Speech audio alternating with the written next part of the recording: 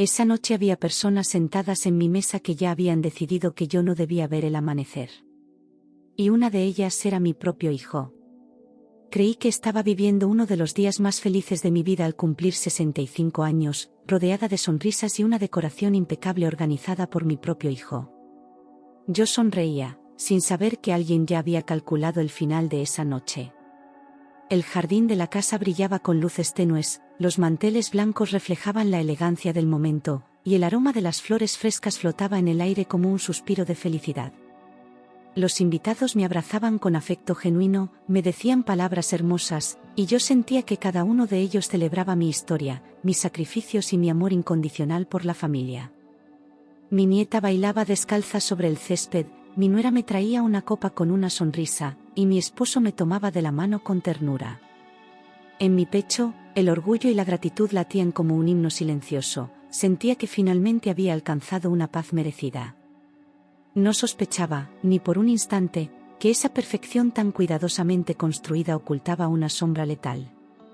Me sentía amada, celebrada y profundamente conmovida por la atención a cada detalle, como si todo lo que había sembrado durante décadas floreciera al mismo tiempo en esa tarde dorada. Todo parecía perfecto. Demasiado perfecto. Recordé las navidades que cociné para 20 personas, las noches de fiebre que pasé al lado de mi hijo, los años de trabajo silencioso para que nunca les faltara nada. Verlo hoy, organizando esta fiesta con tanto esmero, me llenaba de emoción y confirmaba que todo había valido la pena. Las luces, la música, los rostros felices, todo me decía que el amor existía, que la familia era real, que estaba rodeada de personas que me valoraban. Y sin embargo, en ese mismo instante en que brindaban por mi vida, ya estaba escrito que esa noche no terminaría como yo creía. Pero yo no lo sabía. Nadie sabe nunca cuándo empieza su última noche. Mi nuera se había encargado de cada detalle de la fiesta, desde el menú hasta la lista de invitados, y yo interpreté ese esfuerzo como una muestra sincera de cariño. La vi coordinar a los meseros con precisión, elegir mi postre favorito y controlar cada sonido del ambiente como si realmente le importara mi felicidad. Me conmovía pensar que, pese a nuestras diferencias del pasado, ella me estaba honrando con dedicación genuina. Quise creer que su actitud era fruto de madurez, de respeto, tal vez de amor familiar verdadero. Jamás imaginé que esa perfección escondía una intención tan oscura, tan alejada del afecto que yo había soñado ver florecer entre nosotras.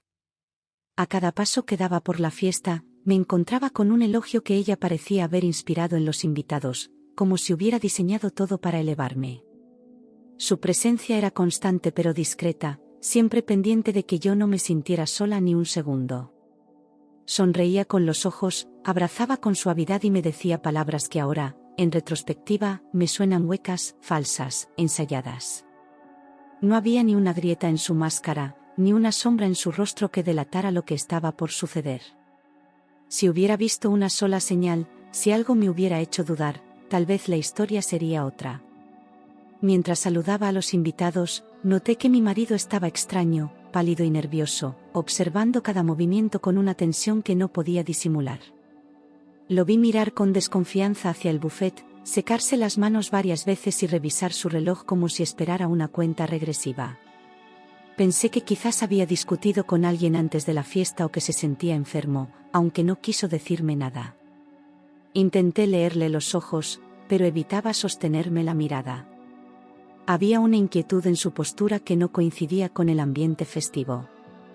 Me acerqué a él un par de veces para preguntarle si todo estaba bien, pero apenas respondió con frases cortas y una sonrisa forzada. No parecía disfrutar de la celebración, y eso me dolía, porque esta fiesta era tan suya como mía. Aunque lo conocía desde hacía décadas, en ese momento me pareció alguien ajeno, un hombre atrapado en una decisión imposible. Aún así, no insistí, respeté su silencio y volví con mis invitados, intentando no arruinar el momento. Pero la duda se quedó conmigo como una espina bajo la piel.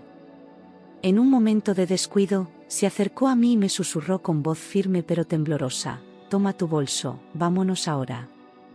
Actúa como si nada estuviera mal».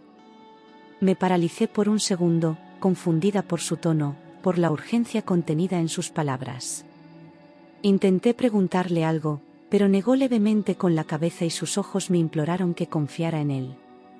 Nunca lo había visto así, con ese miedo controlado y esa seriedad desesperada.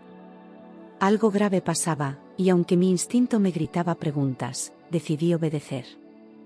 Tomé mi bolso del respaldo de la silla y respiré hondo, obligándome a mantener la calma mientras el corazón me golpeaba el pecho. Caminé con él hacia la entrada, fingiendo que íbamos a dar un paseo, saludando a 2 personas en el camino para no levantar sospechas. Nadie pareció notar nada extraño, ni siquiera mi hijo, que estaba distraído sirviendo más vino. Mi mente iba en 1000 direcciones, pero mis pasos eran firmes. En ese momento, todavía creía que solo era una exageración. Sonreí, me despedí con naturalidad y caminé hacia la salida fingiendo tranquilidad, aunque por dentro sentía una inquietud creciente. Algo no encajaba, pero aún no imaginaba la magnitud del peligro. El aire fresco de la noche me golpeó el rostro cuando cruzamos la puerta, pero no logró calmar la ansiedad que crecía en mí.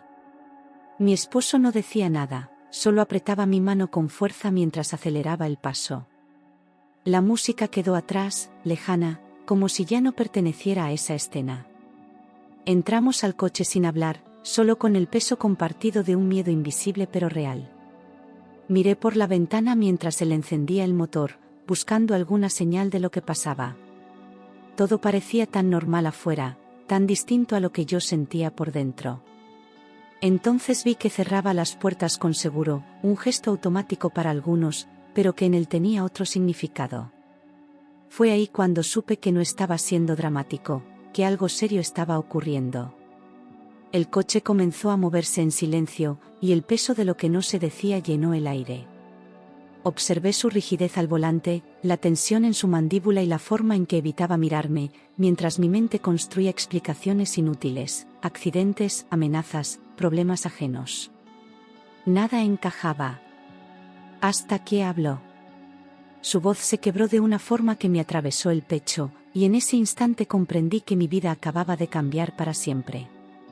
Me miró directamente a los ojos y dijo: «Hay algo muy, muy mal. Necesito que veas esto». En sus manos temblorosas sostenía un teléfono que no reconocí al principio. Era viejo, con una pantalla agrietada, y parecía apagado, pero él lo encendió con rapidez. Lo sostuvo como si cargara una prueba sagrada, como si ese objeto pequeño fuera la clave de todo. Yo no entendía, no podía comprender qué tenía que ver un celular con el miedo que nos rodeaba. Tocó algunos botones con dificultad hasta que abrió una aplicación de mensajes antiguos. Me lo entregó sin hablar más, y en cuanto leí las primeras palabras, sentí que el aire me faltaba. Eran conversaciones entre 2 personas conocidas, demasiado conocidas. Reconocí los nombres, el tono, la frialdad con la que hablaban de mí como si fuera un estorbo.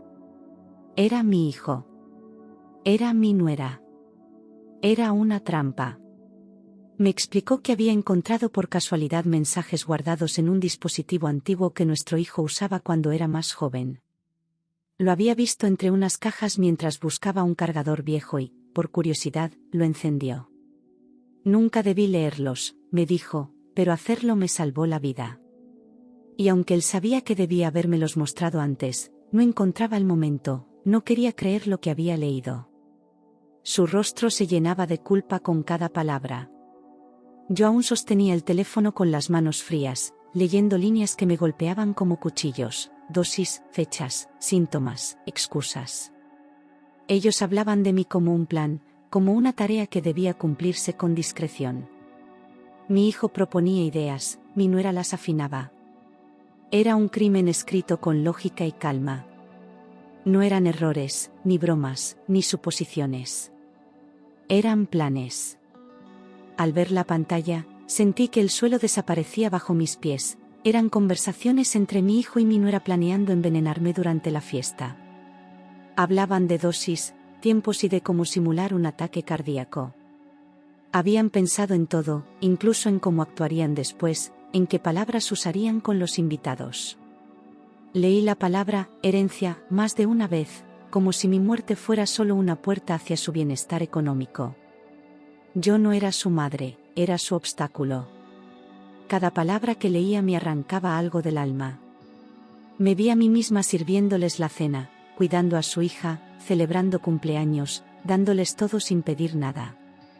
Y ahora ellos, planeando mi final con frialdad quirúrgica. Era una traición tan profunda que apenas podía sostener el teléfono sin llorar. Pero aún no había visto lo peor. Faltaba la frase final. Faltaba mi nombre, escrito como una orden. Leí mi propia sentencia escrita por el hijo al que di la vida, detallando cómo mi muerte debía parecer natural para adelantar la herencia. No había dudas, no era una mala interpretación. Decía mi nombre, mi edad, mi historial médico, y cómo lo usarían para disfrazar el crimen. No había lugar para el error, lo habían ensayado, estudiado, practicado. Me quedé helada, sin palabras, con la garganta cerrada por el horror. Miré a mi marido, que no había dejado de observarme, temiendo mi reacción. Sus ojos estaban llenos de dolor, no solo por el descubrimiento, sino por verme rota. Quiso abrazarme, pero yo aún no podía moverme. Tenía que terminar de leer, necesitaba saber hasta dónde habían llegado. Cada palabra era un puñal. Y yo ya no tenía cómo defenderme.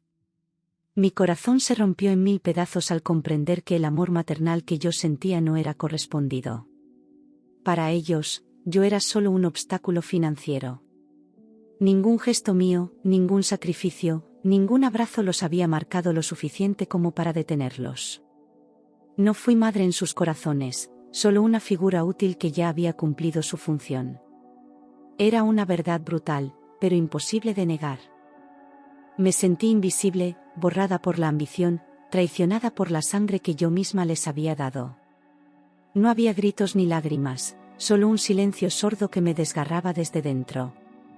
Todo lo que había creído sobre mi familia se desmoronaba palabra por palabra. No quería seguir leyendo, pero tampoco podía detenerme. Tenía que saberlo todo, incluso si me destruía. Lloré en silencio dentro del coche, sin gritar, sin fuerzas, intentando entender en qué momento había fallado como madre. Mi cuerpo temblaba, pero mis lágrimas caían sin ruido, como si incluso el dolor supiera que debía esconderse. Recordé sus cumpleaños, los desvelos, las veces que lo defendí cuando nadie más lo hacía. Y ahora, él había elegido matarme.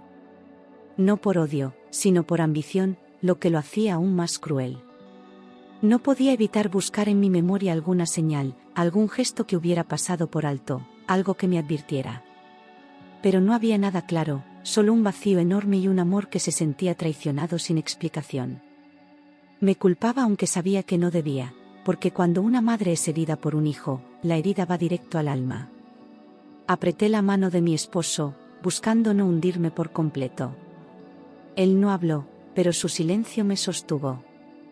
Esa noche no dormí, cada recuerdo de mi hijo, desde su infancia hasta ese día, se mezclaba con las palabras frías que había leído. Veía su carita de niño, su voz de adolescente, su abrazo de adulto, y luego las frases escritas con cálculo. Me sentía atrapada en una pesadilla, pero no podía despertar porque la realidad era más cruel. El reloj avanzaba, pero mi mente no podía avanzar con él. Estaba congelada en el dolor. En la oscuridad de la madrugada, me levanté y caminé por la casa como un fantasma, tocando objetos, mirando fotos, escuchando ecos del pasado. Cada rincón hablaba de amor, pero ahora ese amor se sentía contaminado. Nada tenía sentido. No sabía si podía volver a mirar a mi hijo sin ver al hombre que quiso matarme. Y sin embargo, una parte de mí todavía lo amaba. Eso era lo más devastador. Mi marido, con una lucidez admirable, me dijo que no bastaba con huir, que debíamos protegernos y buscar justicia. Sobrevivir no era suficiente, necesitábamos pruebas. No podíamos denunciar sin algo sólido, porque cualquier error podía costarnos caro. Su voz estaba firme, aunque el dolor también lo golpeaba por dentro. Era nuestro hijo, pero había cruzado una línea irreversible. Nos sentamos juntos, planificando con cuidado, sin dejar que la emoción nos desviara. Cada decisión debía ser calculada, legal y segura. No queríamos venganza, queríamos verdad y protección. No había marcha atrás, y lo sabíamos. Íbamos a enfrentarlo, pero lo haríamos con inteligencia y sin avisarle que estábamos listos. Contactamos a un abogado especializado y seguimos cada indicación con extremo cuidado, sin alertar a nadie. No podíamos actuar por impulso, todo debía estar respaldado. Le mostramos los mensajes, explicamos lo ocurrido y él confirmó que teníamos una base sólida. Pero nos advirtió, sin una grabación actual, sería difícil probar intento de homicidio. Necesitábamos algo más fuerte, más reciente, más irrefutable. Aceptamos el riesgo con el corazón en la mano, sabiendo que poníamos nuestras vidas en juego otra vez. Pero esta vez, lo haríamos con estrategia. No habría segundas oportunidades si fallábamos. Nuestro abogado diseñó con nosotros el siguiente paso: provocar otra ocasión en la que ellos intentaran actuar. Solo así podríamos atraparlos. Instalamos cámaras ocultas en nuestra casa y aceptamos, fingiendo normalidad, una invitación de mi hijo y mi nuera para una cena familiar. El plan estaba en marcha, y cada segundo que pasaba nos acercaba al desenlace. Tuvimos que ensayar gestos, frases, reacciones, como si fuéramos actores en nuestra propia tragedia. El miedo estaba en cada mirada, pero el deber era más fuerte. Sabíamos que intentarían terminar lo que habían planeado. Limpiamos todo antes de que llegaran, dejando el escenario preparado como si no supiéramos nada. Las cámaras estaban bien escondidas, listas para captarlo todo. Acordamos una palabra clave entre mi esposo y yo, por si algo salía mal. Y aunque cada fibra de mi cuerpo quería cancelar todo, me obligué a continuar. Era nuestra única oportunidad de revelar la verdad. Esa noche los recibí con una sonrisa que me costó el alma sostener, mientras por dentro temblaba de miedo y rabia contenida. Ellos actuaban con una frialdad que me helaba la sangre, como si realmente creyeran que todo estaba bajo control. Mi hijo me abrazó y me llamó mamá, con una ternura que ya no podía creer. Su voz me hería más que cualquier golpe. No sabía cómo podía mirarme a los ojos. Mi nuera elogió la decoración, preguntó por mi salud, sirvió copas de vino como si fuéramos una familia feliz.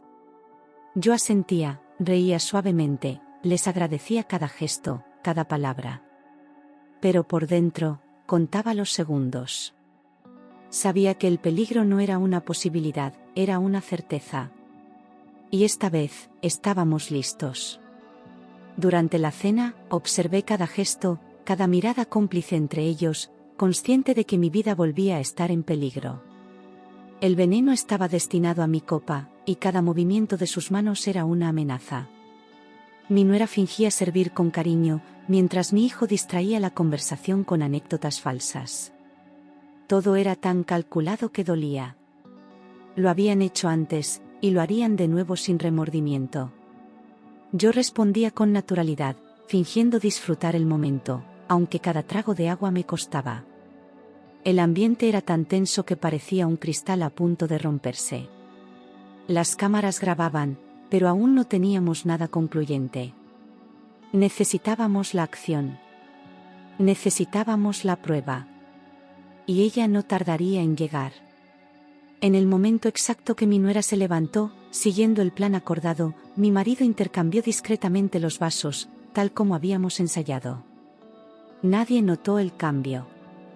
Ella volvió con una sonrisa falsa y empujó levemente la copa hacia mí, como quien ofrece afecto, no muerte. Agradecí con una mirada suave, mientras por dentro me preparaba para lo que vendría. El plan estaba en marcha. Nos miramos con mi esposo en silencio, sabiendo que el siguiente movimiento era clave. Yo fingí tomar un sorbo, mientras él vigilaba cada reacción. La tensión era insoportable, pero no podíamos fallar. Lo que estaba en esa copa no me mataría a mí esta vez. Era su propia trampa volviéndose contra ellos. Las cámaras registraron con claridad el momento exacto en que mi marido intercambió los vasos y ella, convencida de que el plan seguía su curso, empujó la copa hacia mí sin sospechar nada. Todo quedó grabado, el gesto, la intención y la frialdad con la que creía estar cerrando el acto final. Minutos después, al notar que yo seguía consciente, el pánico apareció en sus rostros. Mi hijo evitaba mirarme a los ojos y hablaba demasiado rápido, como si intentara tapar el silencio, mientras mi nuera se levantaba sin motivo, buscaba el celular y fingía ordenar platos con manos temblorosas. La seguridad que los había sostenido comenzó a resquebrajarse. Algo había fallado, y ambos lo sabían. La máscara perfecta empezaba a caer. Yo mantuve mi calma, esperando el punto exacto donde ellos se traicionarían con sus propios gestos. Mi esposo activó discretamente la señal acordada, y supe que era hora de terminar el acto. Ya no era necesario fingir. La verdad estaba grabada. Y la justicia, a punto de llegar. Fue entonces cuando mi marido activó el siguiente paso del plan y llamó a la policía, entregando las grabaciones como prueba irrefutable del intento de asesinato.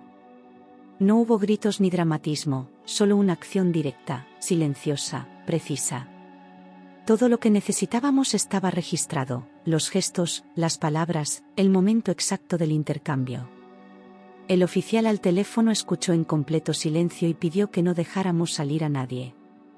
Las piezas comenzaban a encajar en el sitio correcto. Mientras esperábamos, fingimos seguir la cena como si nada hubiera pasado, ocultando los nervios detrás de sonrisas entrenadas. Mis manos sudaban, mi estómago se revolvía, pero no podía dar señales de alarma. Cada minuto se estiraba como una eternidad. Afuera, las sirenas se acercaban con paso firme, marcando el inicio del fin. Por primera vez, me sentí protegida por algo más que mi silencio. Cuando los agentes llegaron y revisaron el material, la fachada de familia perfecta se desmoronó por completo. Mi hijo intentó justificar lo imposible, su voz se quebró, y su rostro cambió de color al ver los vídeos. Mi nuera negó con fuerza, gritó, acusó, pero las imágenes no mentían. Allí estaba todo, el veneno, el gesto, la intención. No había forma de escapar de la verdad. Los oficiales hablaron con firmeza, sin permitir interrupciones ni engaños. Les colocaron las esposas con un cuidado frío, como quien encierra algo que ya no merece libertad. Vi la mirada de mi hijo cruzarse con la mía por última vez, y no supe si era rabia, culpa o miedo. Solo sé que, en ese instante, se rompió algo que ya no podía repararse. La máscara cayó, y lo que quedó atrás no era mi hijo.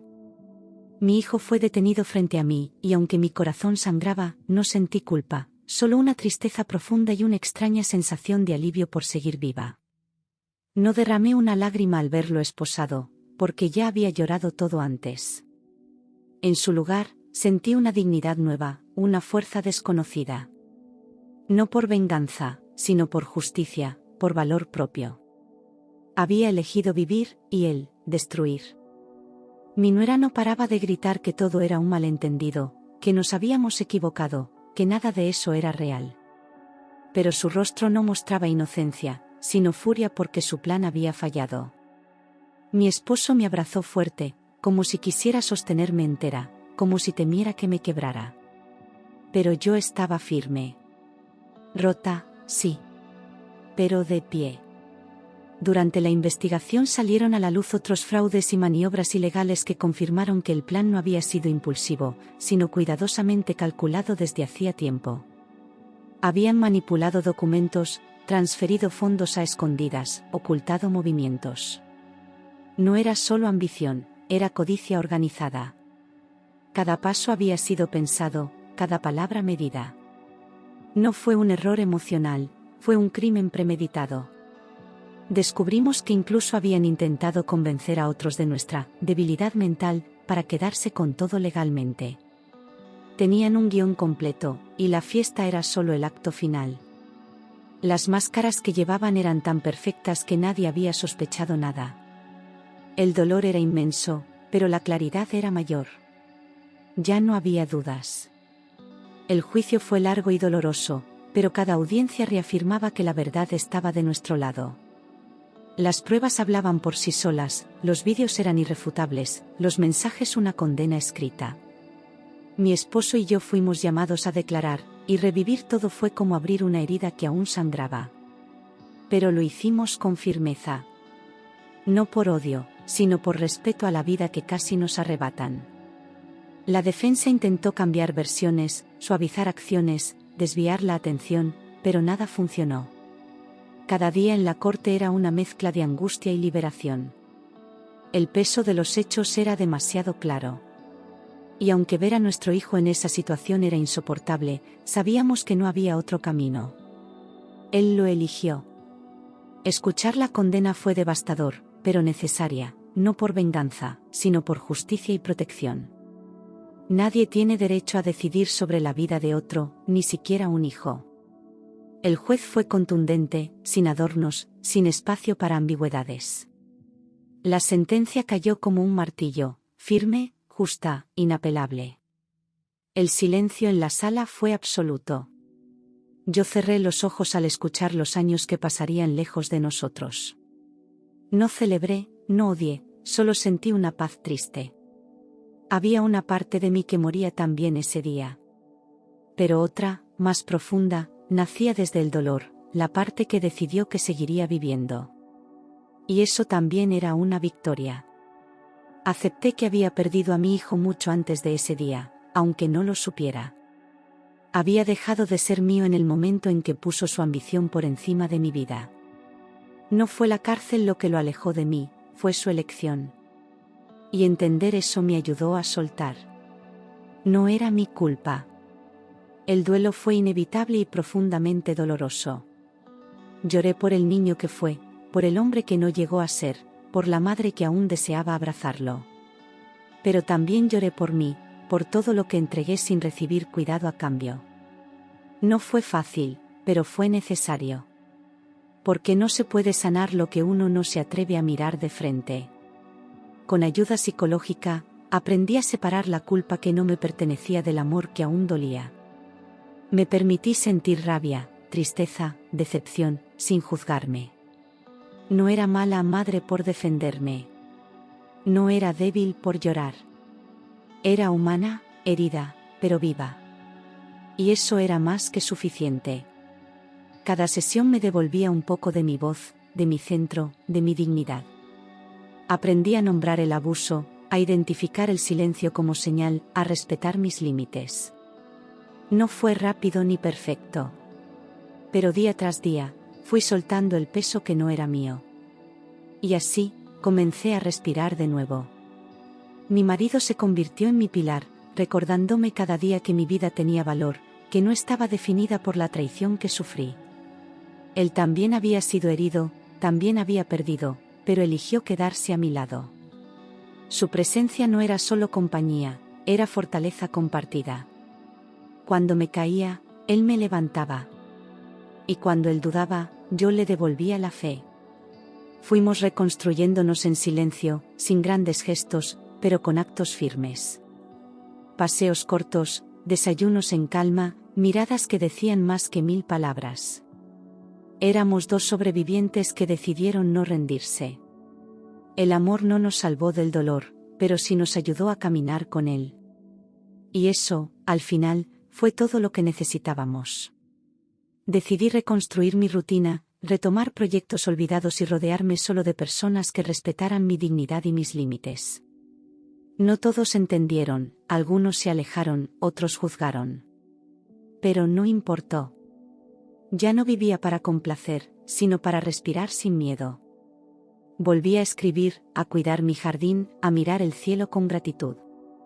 Cada pequeño logro era una victoria: preparar mi desayuno, caminar sola por la plaza, reír sin culpa. La vida no volvió a ser igual, pero tampoco quería que lo fuera. Era nueva, con cicatrices, pero libre.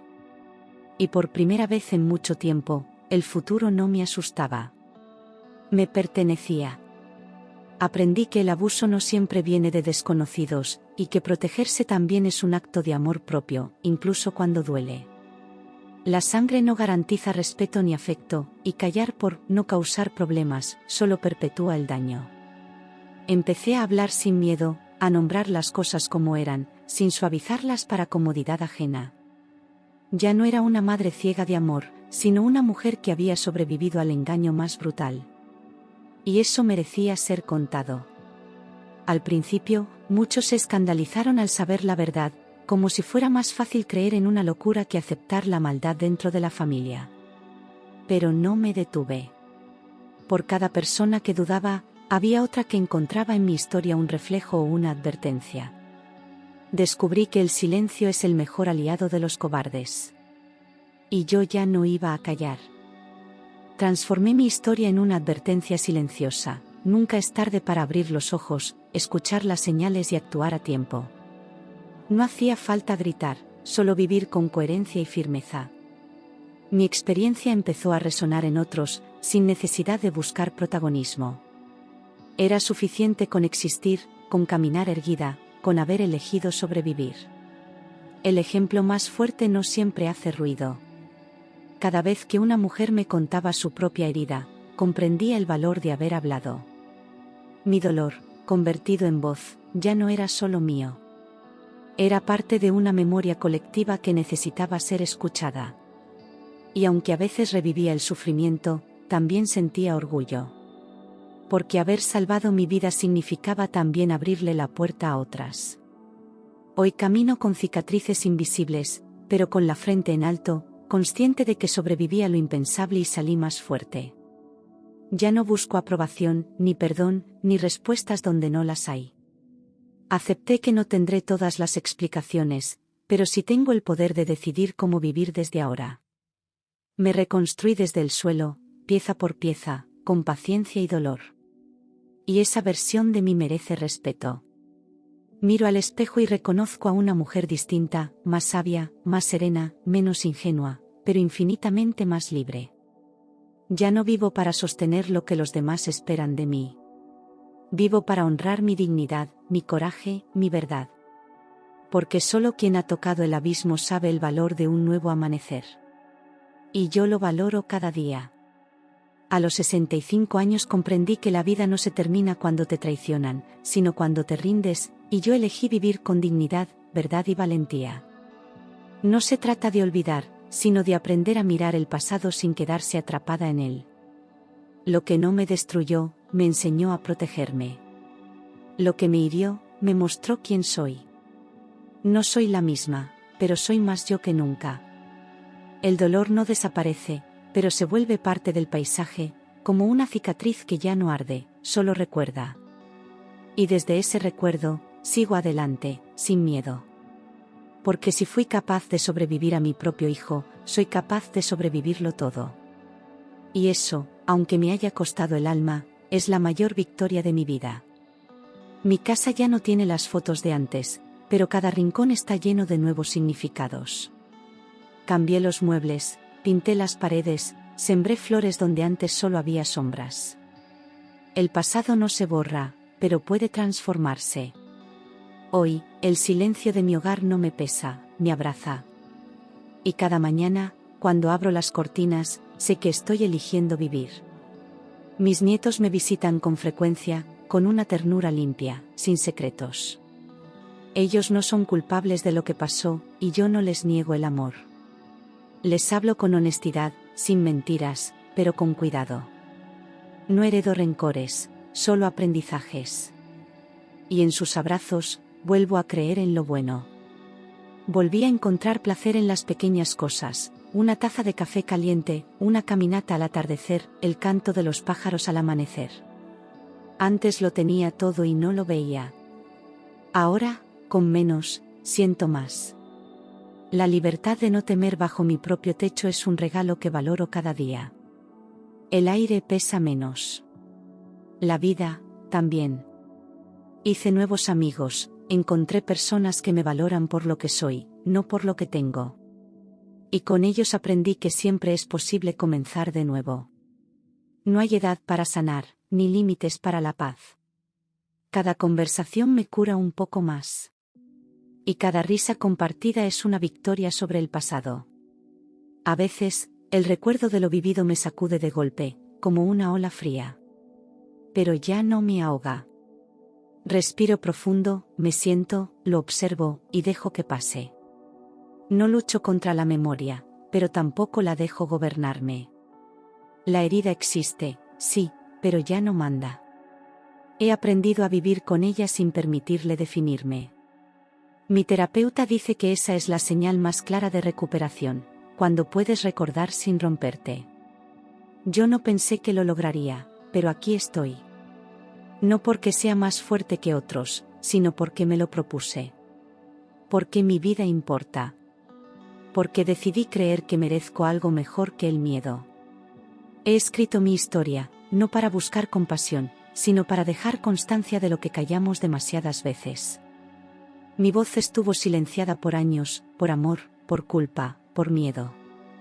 Hoy ya no, mi historia vive en palabras que pueden llegar a otras mujeres, a otros corazones. Y si una sola persona se salva por leerla, habrá valido la pena. No soy escritora, pero soy testigo. No tengo títulos, pero tengo verdad. Lo que viví no me hace menos, me hace real. Y en ese realismo doloroso, encontré mi fuerza. No necesito adornos, solo la claridad de haber sobrevivido. A los 65 años pensé que me estaba despidiendo de la vida. Hoy sé que apenas estaba empezando a vivir de verdad. El dolor fue mi maestro, pero la libertad es mi legado.